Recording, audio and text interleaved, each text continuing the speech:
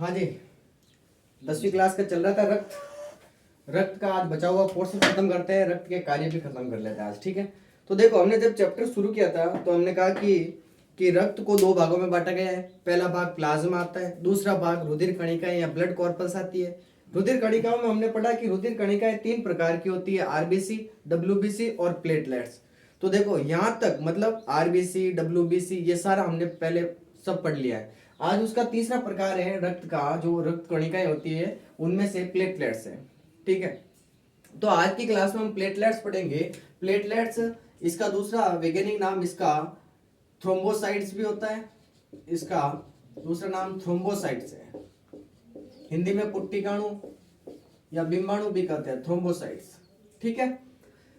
Platelets का जो आकार है वो आकार अनियमित होता है। इसका कोई आकार नहीं होता है, किसी भी आकार की हो सकती है, अनियमित इसका आकार होता है।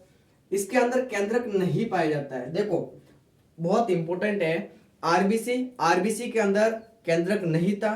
इसके दो अपवाद देखे थे, एक ऊंट और एक लामा। डब्ल्यूबीसी के अंदर केंद्रक था या नहीं था? था या नहीं था? था। अच्छी बात है। और इस प्लेटलेट्स के अंदर केंद्रक नहीं होता है, ठीक है। तो आरबीसी उसके अंदर केंद्रक नहीं है, प्लेटलेट्स उसके अंदर भी केंद्रक नहीं है, ठीक है। ये बात याद रखना।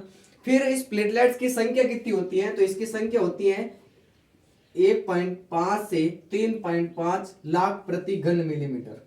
1.5 लाख से 3.5 लाख, 1.5 लाख से 3.5 लाख प्रति घन मिलीमीटर इनकी संख्या होती है, किसकी?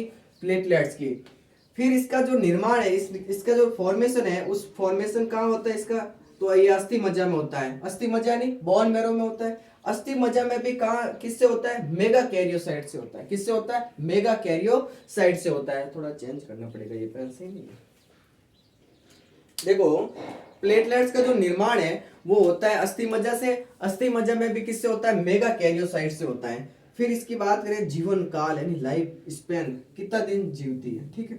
तो जीवन काल इसका 7 से 10 दिन का होता है। सही है? सही है। जी रही है? 7 से 10 दिन का होता है, ठीक है। समझ में आ रहा है? आ रहा है, ठीक है। जीवन काल 7 से 10 दिन का होता है।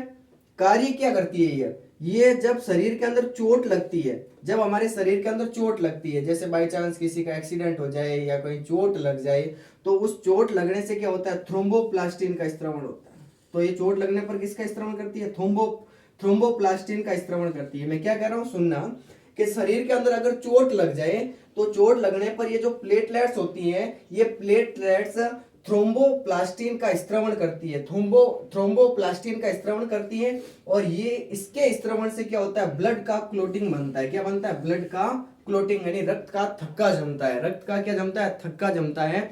सुनना एक बार आप, कि प्लेटलेट्स अगर शरीर के ऊपर चोट लग जाए तो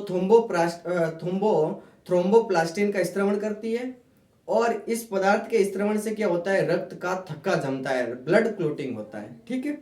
ये है इसके प्लेटलेट्स के गुण, ठीक है। फिर हम पढ़ रहे हैं रक्त के कार्य। रक्त के कौन कौन से कार्य होते हैं? फंक्शन ऑफ ब्लड, रक्त के कार्य पढ़ेंगे। तो पहला कार्य आता है खाद्य पदार्थों का वितरण करता है। किसका वितरण करता है? खाद्य पदार्थ यानी भोजन का वितरण करता है, ठीक है। डिस्ट्रीब्यूशन ऑफ फूड का वितरण, डिस्ट्रीब्यूशन ऑफ फूड यानी खाद्य पदार्थों का वितरण करता है। गैसों का परिवहन करता है। गैसों का परिवहन करता है मतलब ऑक्सीजन को शरीर के अंदर ले जाना, प्रत्येक उत्तक कोशिका तक ऑक्सीजन को पहुंचाना, और प्रत्येक कोशिका और उत्तकों से बढ़ने वाली जो CO2 होती है उसको वापस लेकर आना। ये भी किसके द्वारा होता है? रक्त के द्वारा होता है। तीसरा कार्य है कि उत्सर्जित पदार्थों का सेवन करता है। उत्सर्जित पदार्थ बनते हैं शरीर के अंदर, उनका जो सेवन करना है, लाना है, ले जाना है, उनका कार्य कौन भी करता है? रक्त करता है। हार्मोनों का सेवन कौन करता है? रक्त करता है। हार्मोन किससे बनते हैं? ग्रंथियों से बनते हैं। उन ग्रंथियों में जो हार्मोन बनते हैं उनको लक्ष्य अंगों तक ले जाने के लिए कौन जिम्मेदार है? रक्त जिम्मेदार है। तो हार्मोनों का सेवन करता है। रोगों से बचाता है, जो भी रोग हो गए हमारे शरीर के अंदर उनसे बचाता है। रोगों की जांच करने में भी रक्त उपयोगी है। रोगों की जांच करने में भी किसका उपयोग किया जाता है? रक्त का। शरीर के अंदर जो टेम्परेचर है, बॉडी का जो टेम्परेचर है उसको कंट्रोल करने का कार्य भी कौन करता है? रक्त करता है। घाव लग जाते हैं, चोट लग जाती है, तो उन घावों को मरम्मत करना या चोट की जो रिपेयरिंग होती है वो भी रक्त के द्वारा होती है। शरीर में जल की मात्रा का भी नियमन कौन करता है? रक्त करता है। शरीर का जो पीएच है उस पीएच का संतुलन भी कौन बनाता है? रक्त बढ़ाता है। और याद करना चाहो तो शरीर के अंदर ये अम्ल क्षार का संतुलन भी बनाता है, अम्ल क्षार का संतुलन, अम्ल क्षार का संतुलन बनाता है। तो रक्त के ये कार्य है, ठीक है। देखो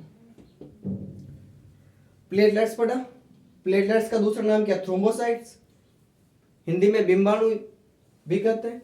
इसका जो आकार होता है वो अनियमित होता है, इसका आकार फिक्स नहीं होता है, केंद्रक इसके अंदर नहीं होता है। संख्या कितनी है तो 1.5 लाख से 3.5 लाख प्रति घन मिलीमीटर। निर्माण कहाँ होता है, अस्थि मज्जा में, अस्थि मज्जा में भी किससे होता है, मेगा कैरियोसाइट से होता है। जीवन काल कितना है, 7 से 10 दिन का है, दिन है पीछे, ठीक है, 7 से 10 दिन का होता है। कार्य क्या करती है, तो ये कार्य करती है कि जब शरीर के अंदर कोई चोट लग जाए, तो चोट लगने से क्या होता है कि ये जो प्लेटलेट्स है ये थ्रोम्बोप्लास्टिन का स्त्रावण करती है, जो रक्त का थक्का जमाने में काम आता है, ब्लड क्लोटिंग करवाता है, ठीक है। सीधा सीधा कहूं तो प्लेटलेट्स का कार्य है ब्लड क्लोटिंग करवाना, रक्त का थक्का जमाना। फिर एक टॉपिक आता है रक्त के कार्य, क्या कार्य है, फंक्शन क्या है, रक्त क्या क्या काम करता है। तो पहला काम करता है खाद्य पदार्थों का परिवहन करता है, भोजन का परिवहन। दूसरा है उत्सर्जित पदार्थों का सेवन करता है, हार्मोनों का सेवन करता है, गैसों का परिवहन करता है, रोगों से बचाता है, रोगों की जांच करने में रक्त का उपयोग है, ताप नियमन, बॉडी का जो टेम्परेचर है उसको कंट्रोल करने में रक्त काम आता है, घावों की मरम्मत या घावों की रिपेयरिंग करने में रक्त काम आता है, शरीर में जल की मात्रा को बनाए रखना, एक कंट्रोल, जल की मात्रा कितनी होनी चाहिए उसका कंट्रोल बनाए रखना, वो भी रक्त के द्वारा होता है, शरीर का पीएच संतुलन करना और शरीर के अंदर अम्ल क्षार का संतुलन भी करना, ये सब रक्त के कार्य है। तो देखो रक्त बहुत इंपॉर्टेंट है, ये काम की चीजें हैं बहुत, जो हर क्लास में आती है, चाहे इसको 7वीं में पढ़ो, 8वीं में पढ़ो, 9वीं में पढ़ो, 10वीं में पढ़ो, किसी भी क्लास में पढ़ो, तो रक्त बहुत जरूरी है, रक्त के बारे में आपको जानकारी होनी चाहिए। तो ये पूरा रक्त के बारे में मैंने आपको शुरुआत से एंड तक बता दिया। कोई भी गलती हो रही है तो उसमें मैं जैसे गलती होती है या कोई शब्द रह जाता है तो वापस अगले वीडियो में बताता भी हूँ, और थोड़ा आप सपोर्ट भी करना, ठीक है। ये आपको रक्त याद करना है, ठीक है। अब इसके बाद में हम एक टॉपिक पढ़ेंगे, ब्लड प्रेशर, रक्त दाब, बीपी, ठीक है, बीपी मत सुन लेना, बीपी है, बीपी क्या होती है वो पढ़ेंगे, कैसे बीपी निकालते हैं, कितनी होती है, बीपी किससे कहते हैं, सबसे पहले इसको मापने का प्रयास किसने किया, हाई बीपी क्या होती है, लो बीपी क्या होती है, वो सब पढ़ेंगे। लेकिन उसके पहले आपको रक्त के बारे में पूरा पता होना चाहिए। तो बीपी पढ़ने से पहले यानी रक्त दाब पढ़ने से पहले आपको पता होना चाहिए पूरे रक्त के बारे में, ठीक है। धन्यवाद।